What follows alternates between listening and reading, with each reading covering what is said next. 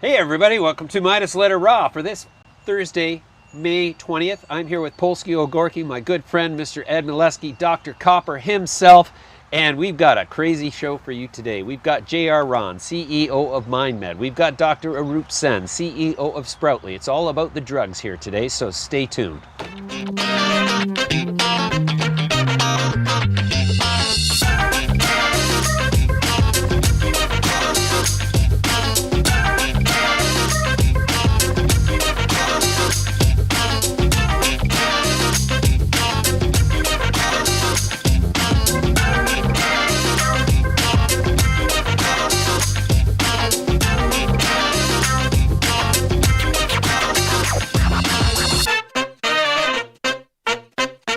I'm sure there is in there somewhere. I just don't know what the hell you're talking about. Yeah, well, I thought the farmer moniker suits you. Oh, Farmer James. well, Farmer Jim. my last James name's not West. West for nothing. Farmer Jim. Hey everybody, welcome to Midas Letter Raw for this Thursday, May 19th, or is it May 20th, Edward? I think it's the 20th. You do you? Or do we want to confuse the audience by saying maybe it's the 21st? Well, maybe it's tomorrow today. Eventually it will be.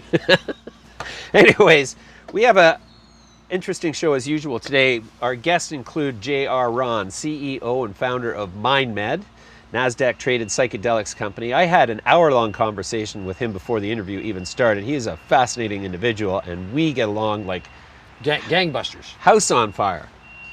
Cat's knees, bees' whiskers. Today's show is all about mixed metaphors. And who else is our guest? Dr. Arup Sen joins us today from New York City, I believe it is. And Dr. Arup Sen, if you don't recognize the name, is the CEO of Sproutly. Now, Sproutly has suffered the slings and arrows of... The marijuana sector.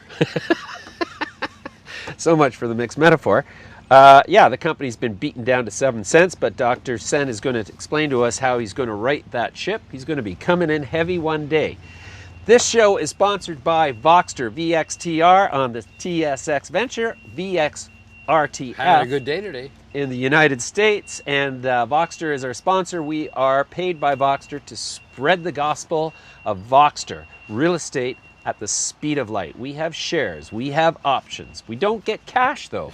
We're doing You're this coming in heavy. We're doing this out of the goodness of our heart. Of course you are. We're also going to talk about Graphene Manufacturing Group, GMG, on the CSE. That stock's been on fire. Graphene Manufacturing Group, most recent announcement was that their battery actually has 20 times more power density than the next nearest competitor. It's made out of graphene and aluminum, two readily available substances. You might say, well, wait a sec, graphene's difficult to produce.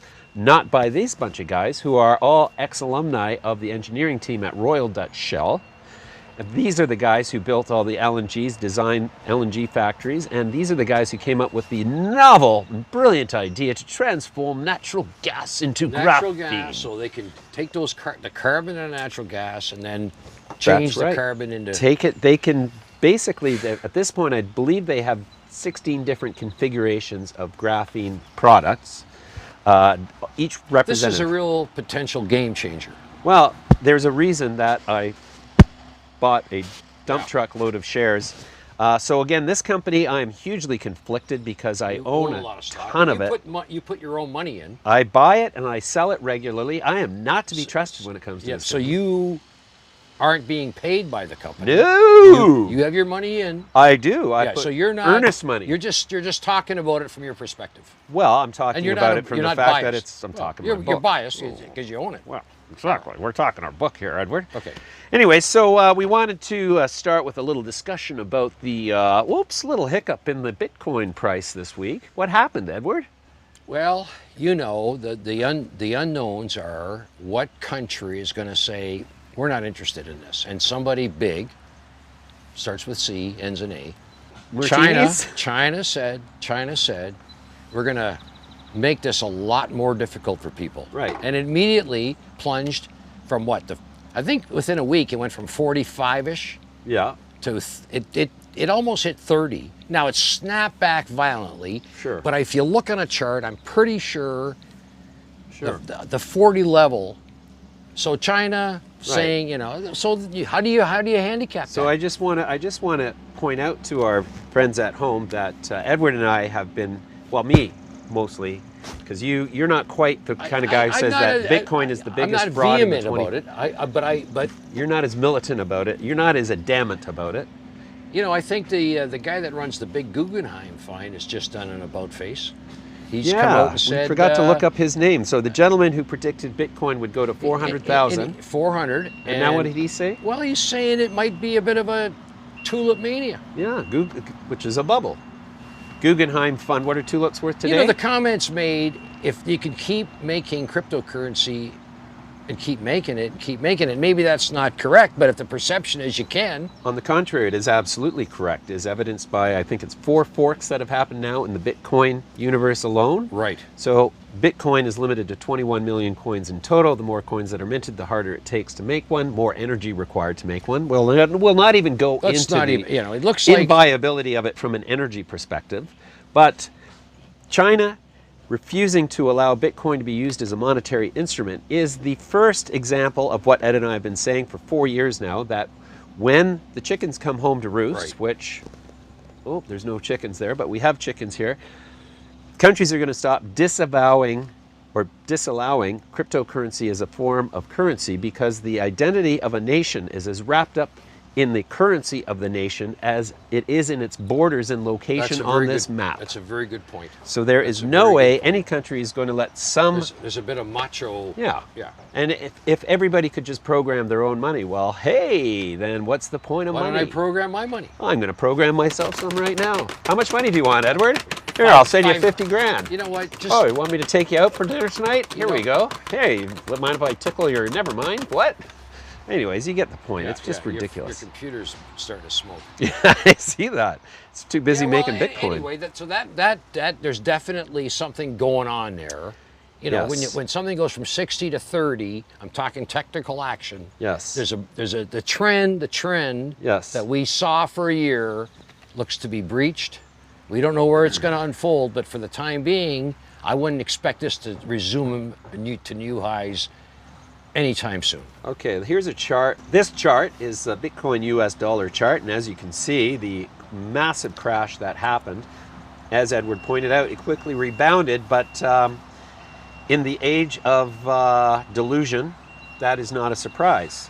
The real collapse in the cryptocurrencies will happen when the United States launches the central bank digital currency simultaneously to announcing legislation to limit the use of cryptocurrency as currency, because it competes with the central bank digital currency. And that date is yet in the future. We don't know when that is. Obviously, we don't have a crystal ball. Well, I've got 2 crystal balls under the table here. I'm talking about the dogs. And so just mark our words. This crypto's not real. It's just not real. Okay, you know you're probably tired of hearing about that. But I mean, if we would have known it was going to go from 1,000 to 50 or 60 or 5, we would have jumped on the bandwagon. No. I would have. No, I wouldn't. I have never bought a Bitcoin. That's what kind of makes me feel like... but the trends changed. Let's just say that. The trends changed. Okay. But let's talk about the real alternative to sovereign currencies. And US dollar? Well, the US dollar is a real alternative, isn't it?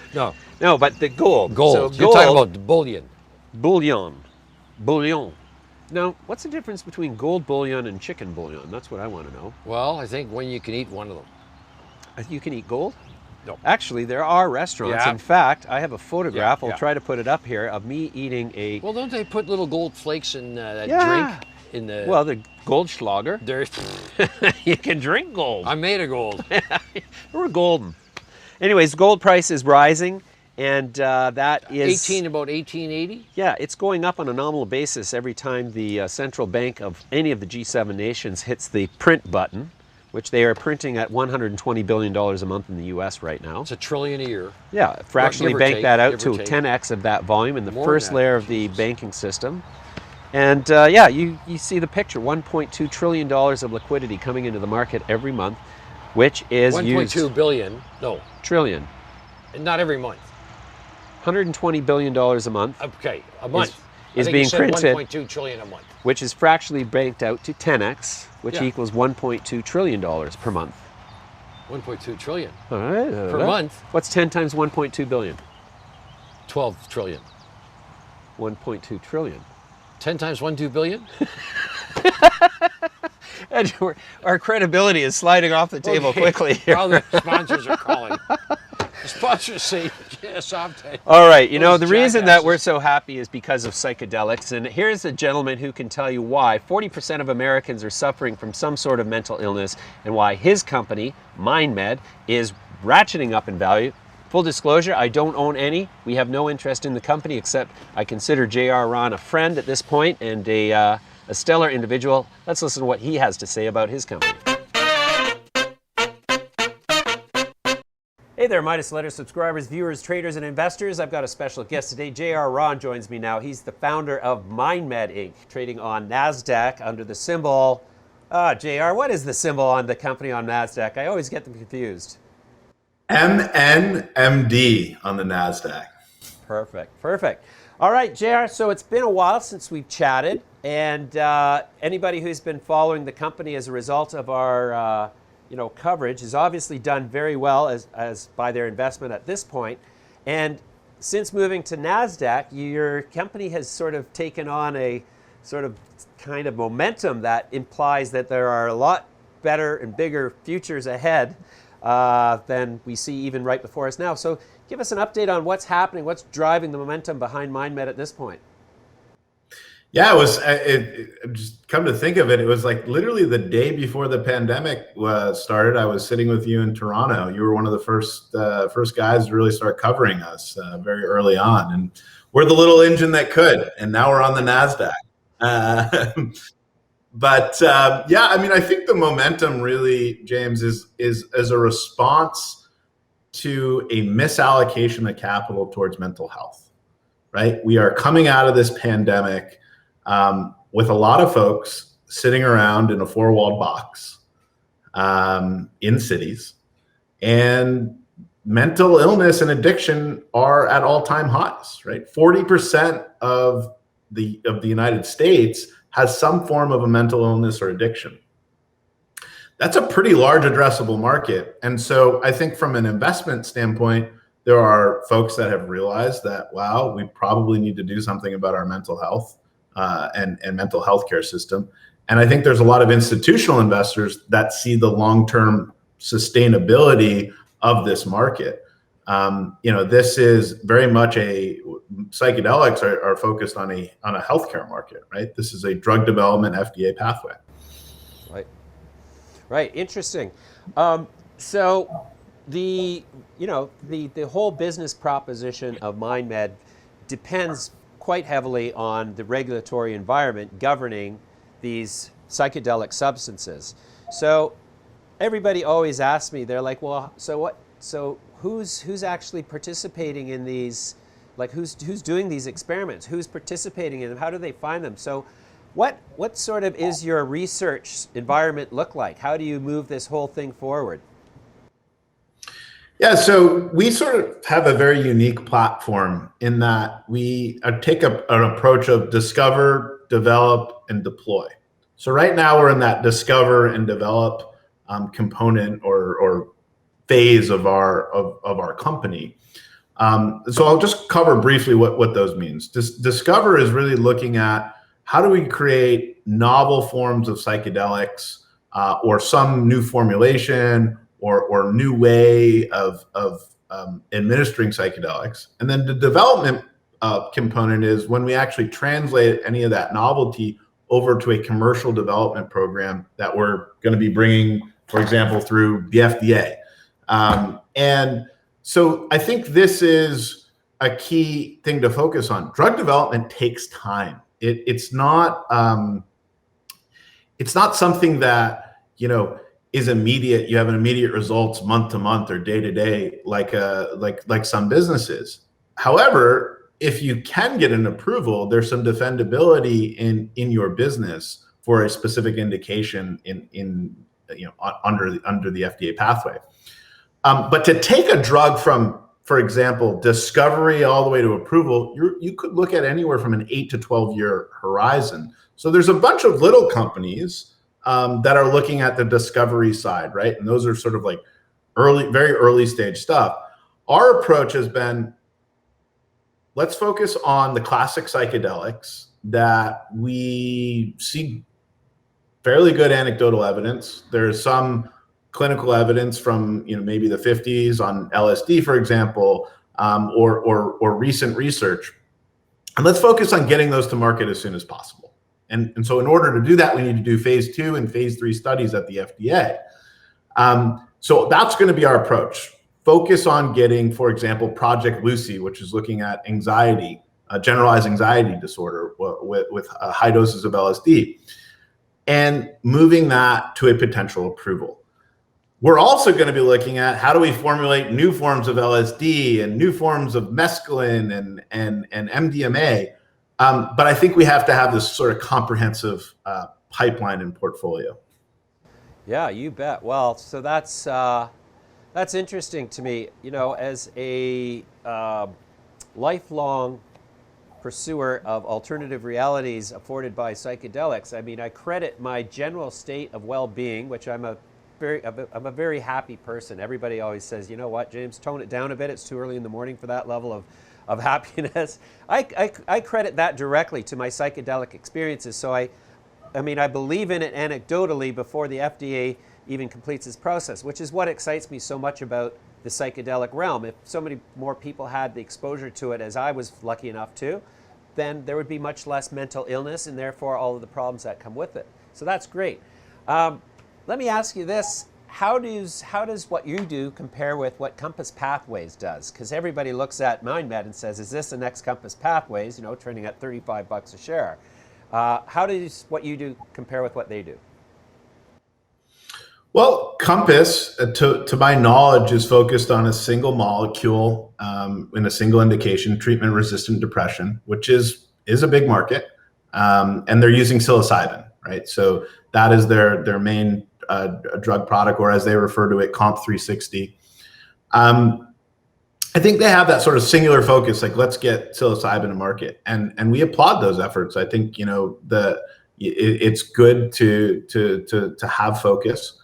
At the same time, we think that there's a bigger opportunity by having a more diverse pipeline, because some of these trials are going to work out and some of them aren't.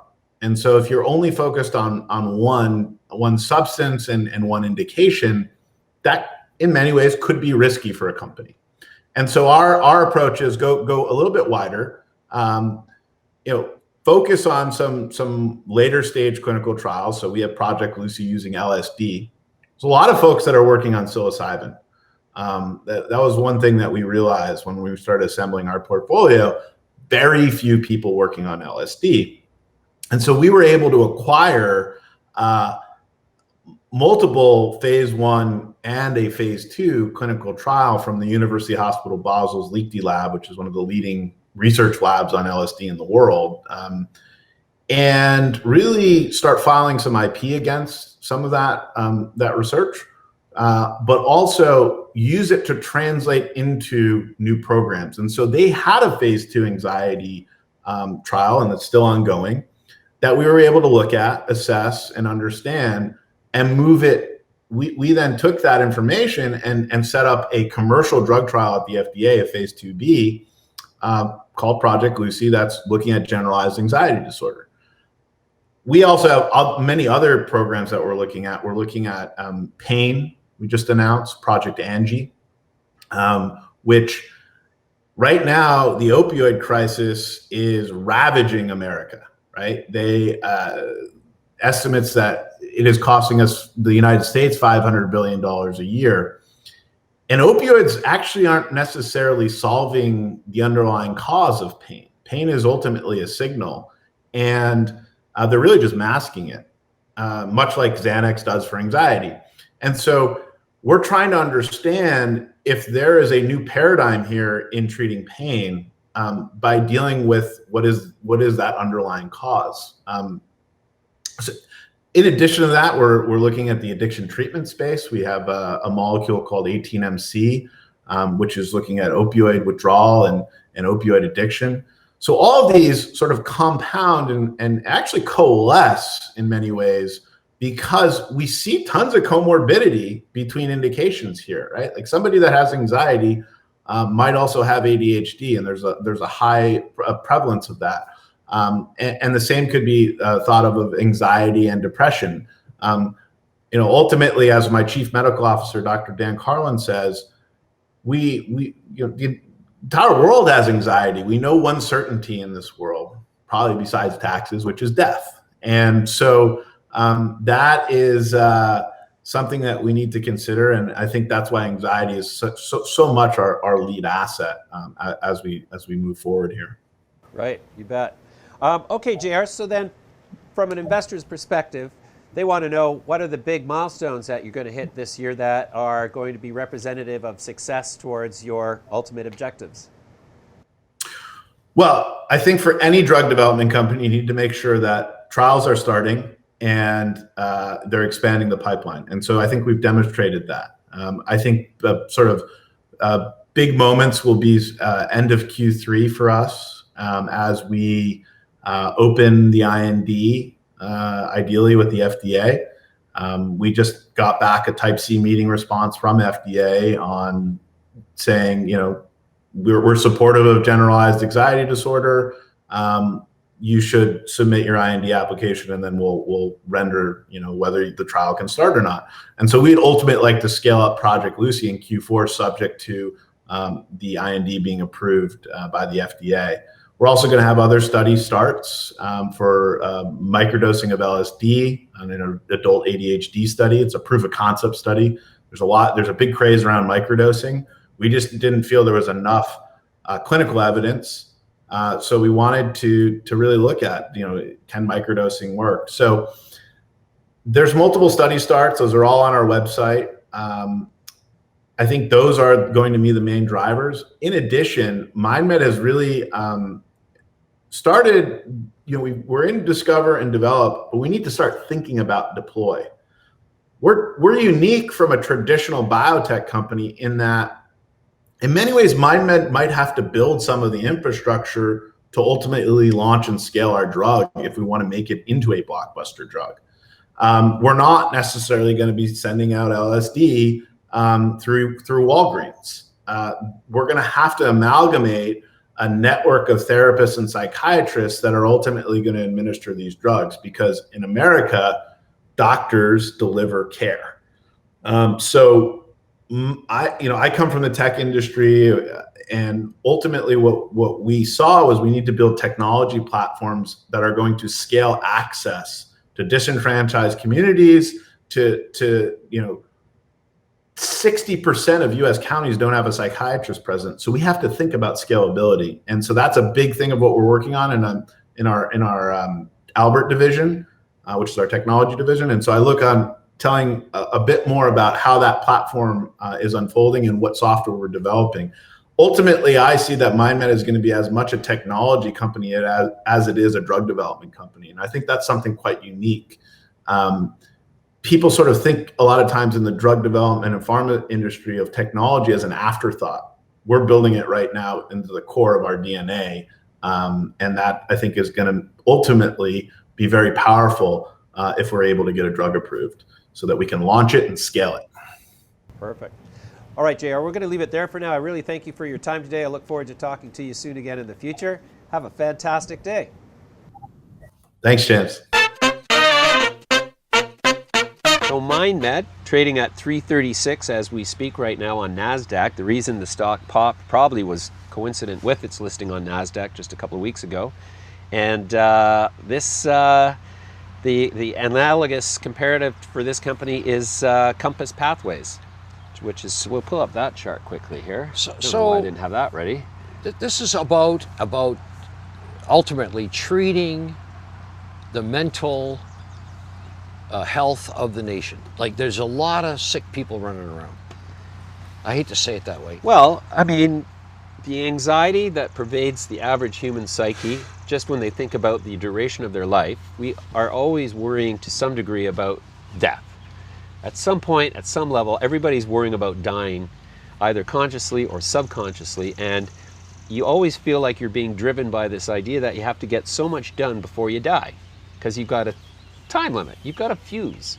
But since we're all convergent representations, permutations of energy and matter, neither which is ever destroyed. It has only ever transformed throughout the physical universe. Exactly. Newton.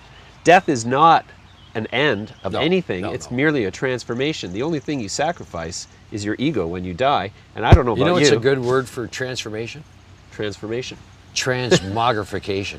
Transmogrification. Like, see, I've always had this problem with wordy people. It's like, why would you say in 4 syllables what you can convey in 2? What about 8 Or 1? syllables? You're gonna die. Transmogrification. I think it's 6 syllables. 6 syllables. Anyway, it's a lot of syllables. No, you're right. You're right. There's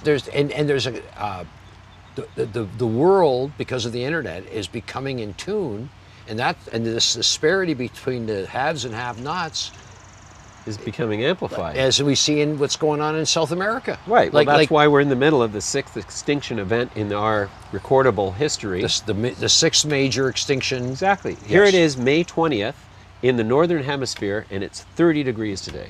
What does that tell you about the direction we're going? People are like, oh, the average temperature. That's one day. Well, it was snowing 2 weeks ago. How warm was it yesterday? 2 weeks ago we were saying, you know what? The Yeah, onslaught of the but ice come age. on, how 2 much weeks. snow did we get this year? Oh, but The world is going up in a flame. We're heading into June, and you know what? Y'all gonna die. I'm going to predict it's going to get warmer. I'm going to make a great prediction here. It's going to get warmer. Ooh, I'm Going gonna into take June. my hat off for that. Woo. Hey, friendly gonna get banter. warmer, Friendly he says. banter. Anyway, so You know, I studied meteorology. You know that. no, I've never heard that before. Well, That's why you're so full of hot air. Coming in hot. hot air. Anyways, let's take a rises. look at the copper chart here because, oh no, sorry, this is the lumber chart. So we are in a hyperinflationary commodity price environment due to the hyperinflationary monetary expansion policies of central banks in all the G20 countries. Right. Agree or disagree?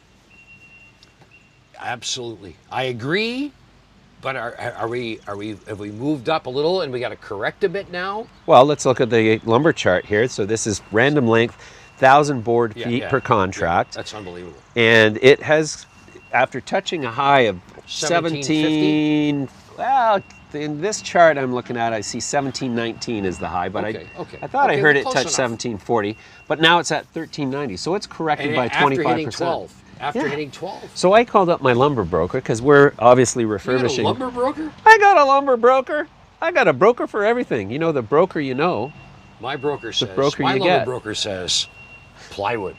plywood. Plywood. Well, here's an interesting story. So I call up my lumber store, not broker. Everybody's And I listening. need 60 sheets of 4x8, 3/4 inch rough sheeting for roofing and flooring. Subfloor, rooftop. He says to me, well, if you want a 4x8 sheet of 3/4 inch 4x8 sheeting, which is rough, it's $121 a sheet. But if you would like some birch plywood, which is normally used for furniture and stuff, it's much higher end, better quality, clear one side, $80 a sheet. Whoa. Yeah. What do you mean it's higher end and it's cheaper? The world we live in. This is the madness of it- our times. The madness of our times. So, you Wow, know, that's a telling statement. well, when physical objects are packed into a tight space, they vibrate ever more energetically Yes. due to the proximity and all the energy at work in those spaces. Well, the physical world of commodities is no different. Yes, The yes. more people is packed into this planet demanding the finite availability of commodities, the faster this market vibrates. And what happens when something vibrates to the point where it Chaos. goes over the sheer Chaos. point limits of every Chaos. pin that holds it together? It Chaos. explodes. It Just say blows say up. I'm right. You're right. That is right. You're absolutely right. You're right. Okay. All right. Okay. enough Okay. fun. Back on back track. to the show. So, You can't have this okay, much okay, fun. Okay. All right. Let's take a look at the price Okay. of copper. Okay. So So look at what's going on, and now we've heard Chile's talking up a shitload of things. Well, Chile's just basically Peru, been ceded and to now- the independents Yeah. who are decidedly socialist leaning. So the economy in Chile is definitely, is starting to become fragile. Yeah. In Peru, the race between the two Yeah. two elected officials in the first round consists of Keiko Fujimori and a gentleman whose name I can't retain because it's so Spanish that I can't. Yeah, yeah, keep- well, no, Anyways, okay, he's a okay, communist. okay. He's Yeah. a communist, And so I happen to know that companies who are operating in Peru are going to their employees and saying, you know what, in the second round of voting, if we lose, we're shutting down this business here and you're out of work. So put that in your pipe and smoke it. I think there are a lot of people sitting on edge right now. You know, we're sitting on edge. On the edge of the earth. Yeah, looking down on creation. No, you know what? They've always said, you know, if you don't have a middle class, then you're setting yourself up. And South America has been renowned for, you know, the difference between the haves and the have-nots. At least in North America, like we have a so-called middle class. But when you kill that middle class, you really are asking for trouble. Right. And you got too many guys, too many billionaires. Well, let me tell you a quick story here. Okay. I used to fly down to Lima, Peru, like sometimes I would fly down you have a connection and fly there. back overnight. You have an apartment down there, don't you? Well, I used to live there. And I got to know the lady on the route who's the chief steward. Like the stewardess. And so I, you know, chit-chat with her up in the front of the plane, and she would tell me that, you know, she told me that every plane load that goes back from Peru on Air Canada is carrying somewhere at the time $25 million worth of gold, which they mined from Barrick and Newmont and everything. Come on. 25 million bucks of gold in the hold of that jet. Why wouldn't you hijack that plane? Well, what happens if you crash? You're over the jungles of Peru, Bolivia, Colombia. You know what happens then? Nobody finds you and you never get to spend that gold. Much like what's happening with Bitcoin right now. All these guys think they're billionaires. They're programming their own money. They don't realize it's going to nothing. They're not going to have anything. It's going to get wiped out. It's going to suck you out. But it's going to cause dislocation in the other sectors. Well, it's going to cause... Because it's all tied in. Would you say yes or no? Are we on the brink of a major financial collapse? I sincerely hope not. You know, everybody's trying to keep kicking the can down the road. Two choices of answers is yes or no. Sorry, that was my asshole hat on. Could you repeat my choices, please? Yeah. Yeah, you know what? It looks like if you were trying to rate it. Yeah. I think it's a gradual thing. Right. They're trying desperately to keep this thing moving along, but you just can't help but feel that whatever holding it up is starting to crumble. Yes, that's very succinct response, Ed. Thanks for that. But okay. Well, I'm sorry. I'm not a black and white guy. I'm not a black. You are very measured in your responses. Mr. Gray. Exactly. You know, I'm more absolute. Crypto's going to nothing. Gold's going to 50 grand. That's it. Yeah. No more. Yeah, no more I say asked. it's going to take some time, but I can see gold definitely, getting to 3 to 4,000. After crypto collapses, gold is going to skyrocket. Gold will blow through $5,000. Yeah. Well, isn't it interesting? Interesting. Crypto, as it backs off, gold seems to be catching a bid. Do you see a relationship between the price and volume action in gold relative to Bitcoin, which is, what is it, 85% of it? Just go back to what I just said. That's what I answered. Oh, that's the answer? It was yes or no? Okay. Our next guest is Dr. Arup Sun. He's the CEO of Sproutly Inc. My guest today is Dr. Arup Sen. He's the CEO of Sproutly Canada, trading on the CSE under the symbol SPR and trading in the United States under the symbol SRUTF. Dr. Sen, welcome. Well, good morning. Thank you. Sir, we've been here before. I've talked to you, I believe it was almost 2 years ago when we had our first conversation. So tell me about what Sproutly Canada has been up to since you got started. Okay. So as you probably know from the press releases that we have put out, we've gone through a lot of changes. The primary one has been that we decided cultivation flower business is not a sustainable growth business, number one. Number two, the company's real asset is the APP technology, which is pretty much a paradigm shift in the whole cannabis industry. So as of just before the pandemic, we did a major business transformation. We stopped cultivation because now there are all kinds of really, really high quality flowers with unique properties that are available. And clearly we could not have tried to cultivate all of those, but we want to have access to those. So we completely focused on product. And that's what we had started doing during early part of 2020. Then came pandemic, and I had not been able to go up to Toronto from about, call it late February through the end of the year. So finally in November, I decided enough is enough. So I went, quarantined for 14 days, which is absolutely no work, highly frustrating. I almost was ready to commit suicide, which I didn't, fortunately.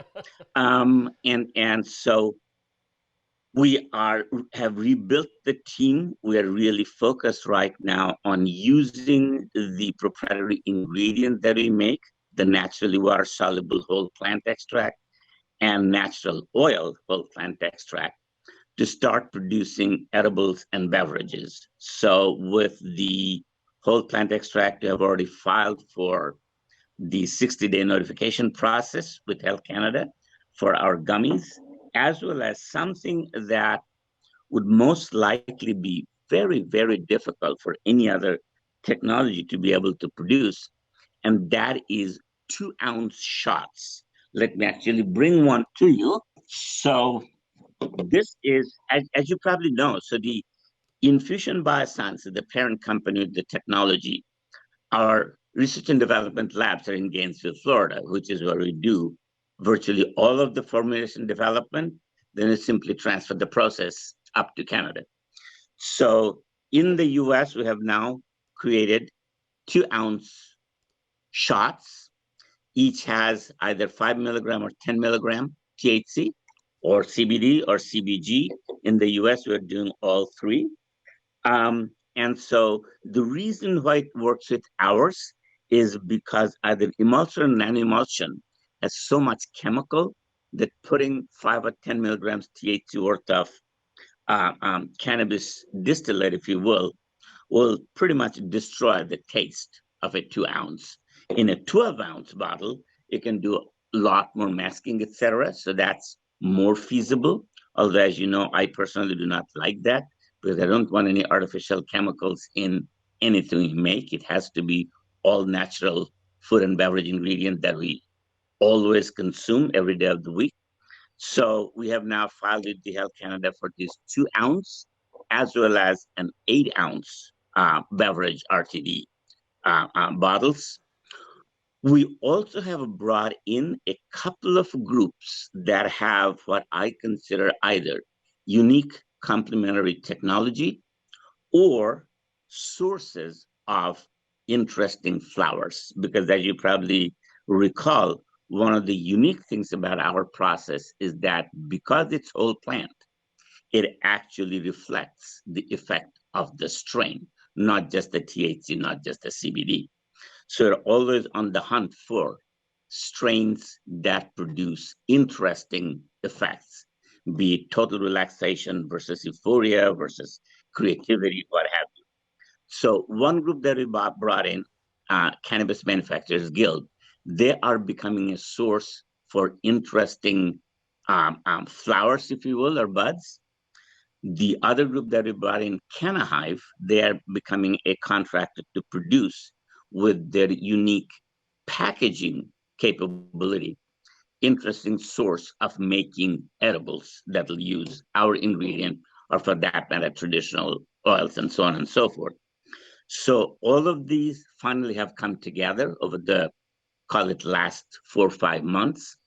And now we are getting completely focused on actually producing the products, getting them thoroughly tested, getting them evaluated for their effects, with the goal to launch them this year in the next several months. So you'll see us launching a whole bunch of products during the next, as I said, 3 to 6 months. Now, when I say a whole bunch, it's a little different from what the cannabis industry thinks.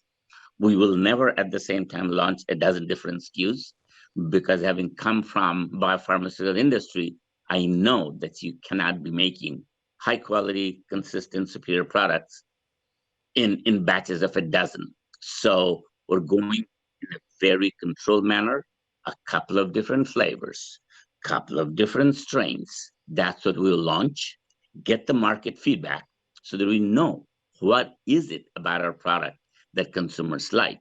because all I have heard so far from a lot of people, and I'm not being critical of the whole industry, but all I've heard so far is that, oh, gee, this doesn't taste good, or, much worse statement than that I obviously cannot repeat on camera. So what we are trying to do is make sure that our products taste and smell and feel like what they should be. This is not, I do not consider this a cannabis shot. I consider this first a shot that's capable of delivering specific cannabis experience. Same thing is going to be true for gummies. It has to taste, feel like gummies, and then deliver whatever we want to deliver in terms of cannabis or hemp experience. So we are going to be very controlled in our launch. We might even launch only in selective provinces, although, as you probably know, Sproutly, our licensed facility, Toronto Herbal Remedies, is now signed up with all 6 major provinces. But we might not launch everywhere at the same time, because I am very much committed to getting consumer feedback. I don't want to go international launch hear, oh my God, that looks bad, tastes bad, smells bad, or any of that. So that's where we're at, pre-launch, if you will. Mm-hmm. Interesting. So, how has the sort of the stumble of not being able to execute as you had originally planned? How has that affected your ability to raise funds and continue operation? Is that a risk at any point in your view? It is not a risk, because Infusion Biosciences, which has been the major shareholder of Sproutly since the technology licensing, we are here and committed to backing up Sproutly. So as again, if you look at the press release, you'll see Sproutly was very tight on funds. So Infusion loaned and continues to do so through this process of transforming Sproutly into a product company, and will continue to do so. Uh-huh. Is the competitive landscape for infused beverages anticipated to cause some challenges for market penetration? I really do not believe so, because again, I'll draw the analogy from the US. Kalo Beverage, you can look them up, Kalo, which is a hemp extract infused beverage. That's our extraction, the APP process. That got launched in the middle of the pandemic in the US. And it's the only brand that actually got picked up by one of the largest independent Pepsi bottlers. So, and they did that because people loved the taste. They felt the hemp relaxation effect. And as you probably know, CBD beverages in the US have been around for at least 2 years. And I think in the last count, I found at least 18 different ones with a variety of names, amounts of CBD, and so on and so forth. Not a single one even compares to what we have. And fundamentally, that was the vision since day one. I, having worked with pure oil THC as far back as 1977, was not at all interested in developing beverages, or for that matter, any product that would not have, first of all, the whole plant experience, because again, dating back to the 70s, everybody knew that strains with almost identical THC had dramatically different effects. And that's why I never focused on distillate or anything like that. That would lose components of either the cannabis or the hemp. So, long-winded answer to your question, I really doubt if any other product made with formulated, extracted oil or distillate would ever compare with what we have. Ours is very much like iced tea. And look at the success that all the iced tea SKUs have had over the years. They're all iced tea. They're not extracted catechin or anything like that that's found in tea and then formulated by emulsion into a beverage. It's natural tea. That's what we have. So it's a very different class of product. And that's why people feel differently. As I said, this independent Pepsi bottlers, they've been around for at least 40 years. They have seen loads of different beverages. This is the only one they picked because they said, okay, this is a beverage. This is not a CBD beverage. And as you probably recall, even in our first interview, I kind of ranted as I continued to rant. People need to experience the plant. If you want to just have THC or CBD, it's a whole lot easier, whole lot purer to chemically synthesize those. Why in Lord's name are we extracting them from plants? Right.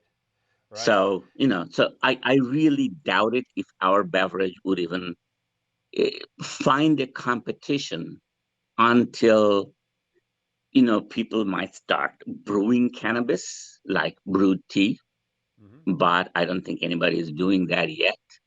That might come close, but the beauty of what we have is that it can control the amount of plant that it can put in a 2-ounce versus a 12-ounce, or a 2 versus a 5-gram gummy, right? So that's where we will continue to stand apart. Okay. Well, Dr. Sen, I really appreciate your time again today. I look forward to following the story again with interest and hopefully try some of your products soon enough.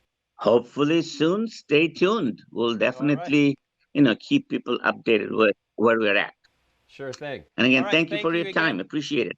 You bet. We'll talk to you again soon. Bye for now. Looking at this chart, it is definitely looking like let's take a look at that chart, Edward. What do you think of that? Like, is this a buy at this level? I mean, it's lower than it's ever been. It is, eh? Yeah, I can't, unfortunately, the light is not suitable. So it was over $1. What's the market cap of the company? Oh, you had to ask the trick question, didn't you? How many shares roughly? Oh, geez, another you have trick to have question? another trick question. I didn't do the research. I have that. Okay. Oh, actually, I can tell you right now. Oh, no, they didn't put the number of shares in here. They just completed an $800,000 financing. Okay, so unfortunately, there's a serious amount of consolidation going on in the industry, and that's because nobody seems to be able to make money in the industry. And I'm talking like my view. Yes. Just my opinion, could be wrong. You're seeing little companies Probably getting is. swallowed up. If you're well financed, eventually there's going to be survivors. Right. But it's not clear yet who those survivors are going to be. I mentioned Hexo bought 48 North. We went up Hexo bought 48 North? I believe it was Hexo, yeah. I saw something, and we were on the farm there a year ago, and it looked like a flourishing... what was there, 80 acres of weed all around us? Yeah. That was quite the show, actually. That was what, 2 years ago? No, I don't... It wasn't last year, because there was a pandemic underway. Anyways, but so they bought 48 North for how 2 much? years ago. I didn't get into the details, but it was probably a paper deal. Right. Okay. Oh, hello. I apologize for the sound effects in the background. We're in full construction here on the homestead. As you can see, we're constructing the set. That's right. We're working hard. So at the U.S. 10-year yield is currently trading 1.632%. And what does that portend in your estimation for the You know future? what? We've had this major move, let's say from 0.7-ish to 1.6-ish, which is almost 100 basis points. It's changed the conversation on every television channel, business television channel. Like, we're talking about it all the time. Commodities are going crazy. What does it say? For the last few weeks, it's been trading in a kind of a sideways, 150 to 170-ish. It starts getting close to 170, back to what, but it's going to break out of that pattern. And I think once that pattern gets broken, and that'll be the first thing to tell us something's afoot. We're just going to sit here and say status quo for the time being. But I got to tell you, everybody's watching that rate. Everybody. Yeah, well, I mean, real estate and everything that... Hungary came, did you see what Hungary came out? The Bank of Hungary at the beginning of the week dropped a bombshell and said, we've got to be diligent here to protect our currency. So they raised the rate. Well, they're going to do it. Like, in other words... What's the Hungarian currency? You're not going to trick me. Right. Okay. So the U.S. 10 years basically is inclining higher. But it's really, it's dragging along, waiting Right. for something to happen, I think. So, and it's really divorced Digesting. from the Fed rate, which remains at 0.1415. So this is the curious thing to me. It's 0.25, I think, isn't it? No, I thought it was 0.14. Okay, you could be right. But anyway, so to me, the discrepancy between the 10-year rate and the Fed rate suggests to me that banks want a better premium for even this money because people are buying things that are overvalued. So if we're going into a phase where the hyperinflation of prices as expressed by the US dollar is going to implode, then you don't want to be holding something paying 0.14% because then you're well below actual inflation. And even at 1.6%, it's not even equal to inflation at the hyperinflationary rates we're seeing right now. I hope that wasn't a question. Yeah, I don't know what I just said there. Well, I can tell you this. As you get older, your ability to retain information diminishes. So I'm sitting here thinking, you better end this soon. Because I don't know what he said, a little while ago. But anyway, I'll put a little stamp of approval on that one. Okay, great. So other companies we wanted to talk about Well, we today. want to talk about did we talk about South America? What's going on down there? We did. We did? We did. Okay. See, I told you. So another company that I'm buying that Ed owns, so full disclosure, we're conflicted, we shouldn't be trusted. It's US Copper, trading at, I think I bought another 50,000 shares today at 22 or 23 cents. Yeah. And I've worked with the company, and I have and Steve Dunn, the CEO, is a friend of ours. He's former Dr. Copper. Former. Right. So I've US Copper has a collection of deposits in mid-California, Midwestern. Northeast. Northeast California. Next to Reno. See, it's a good thing you're here. We get our facts straight. Anyways, Fact the company changed its name from Crown Mining to US Copper a couple of weeks ago, and has some serious backing now. That Another $2 million came in. They didn't even announce it. They just announced it closed. Right. Surprise. Right. And I wanted to get in on that, and I didn't even get a response. Yeah, well, I never. Yeah. Which is the best response ever. No is the answer. We don't need you. Yeah, exactly. Hey, we don't need your lousy money. Yeah. But anyway, so US Copper trading at this is not 20, for US 2.5, Copper. 23 That's cents US Canadian. dollar. 22.5, 23. Yeah. So currently trading at 22.5 to 24. So really? Yeah. Ticking up. Maybe I should sell some. Yeah. Well, so copper itself kidding. is trading at the front month copper contract trading at 455 this hour, traded as high as 477 last week. 488. It opened 488 a week ago Monday, 2 weeks ago Monday, but the trend is still. When was the last time copper was 488 besides last week? Previous to that? Never. What do you mean never? Never. What do you mean?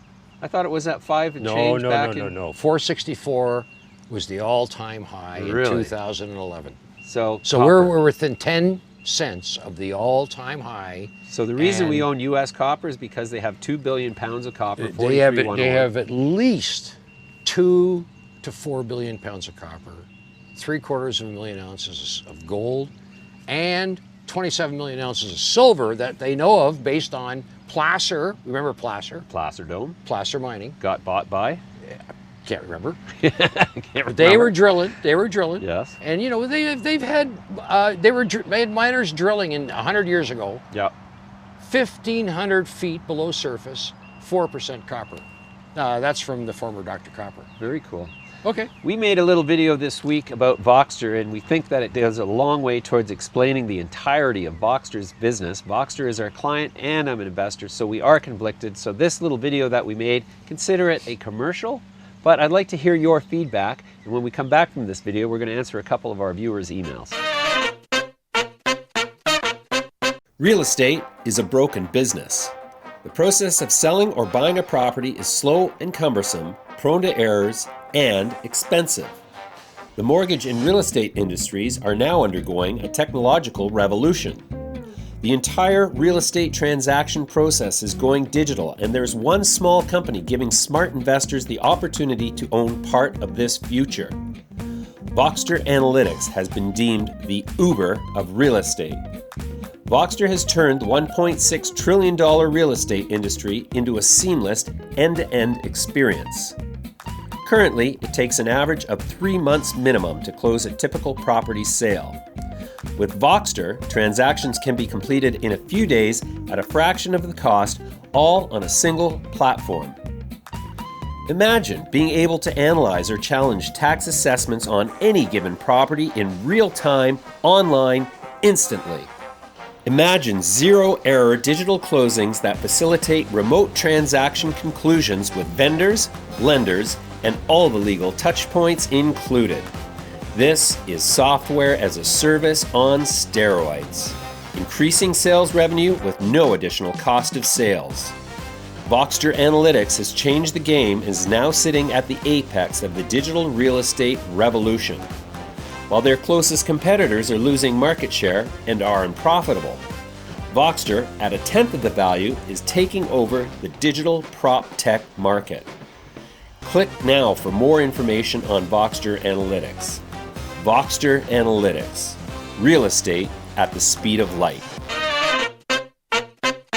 Okay, so we've got some viewer email that we are going to address. Hello. And first question is, with tensions going on in the Middle East, do you guys see $100 barrel of crude oil again? Edward, you're the commodities man. I would say I wouldn't be surprised if we did. In the short run, it's caught a bid. We're heading north. We're in the $60 range. We get through 65, 66, 67. Anything can happen in this crazy world that's awash with liquidity. Do you think we're going to see more price action, more price pressure to the upside in oil with the ending of the pandemic in vaccinated countries? I would have to say, yeah, again, I'm not going to say 100% certain, but I would say, yeah, the trend. I mean, especially when there's tension between countries, people are going to, have to, Canada's going to say, hey, maybe we got to go back to Alberta here, and we like them again. Well, I read an article, I think it was in the Globe and Mail, that the banks were sort of discussing whether they should or how they could divest of their holdings, their interest in the oil sands. No kidding. Yeah. Yeah. Which is interesting. So next question, gold or weed for short and longer term? We talked about that earlier. We did. And gold and weed. Yeah. Well, I would say gold or weed. Is it gold or weed? Yeah, invest in gold or weed for the short or longer term. I prefer gold to weed. You can grow weed, not too many barriers to entry. Yeah, there's some people who are going to be winners, but the gold thing, I think, trumps all right now. I would say gold for the longer term. And weed it's for the short shorter term. term. It's starting to move now. Well, that's right. That's right. So gold for the long term, weed for the shorter term is our rough consensus. Yeah. Not that we ever have consensus, No. but next question, buy the dip in crypto.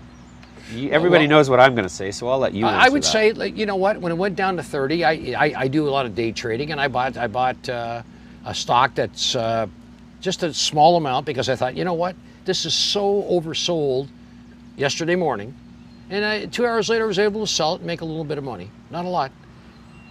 Yeah, I wouldn't. If you bought the dip, get out of it because you're going to have another dip. So use this this big move back up to maybe, sell. Okay. Is shorting Tesla a good short-term source of profits for small investors? Small investors, shorting is a very sophisticated strategy. If you don't have a lot of capital behind you, I would advise against it as a general statement. Nice succinct answer.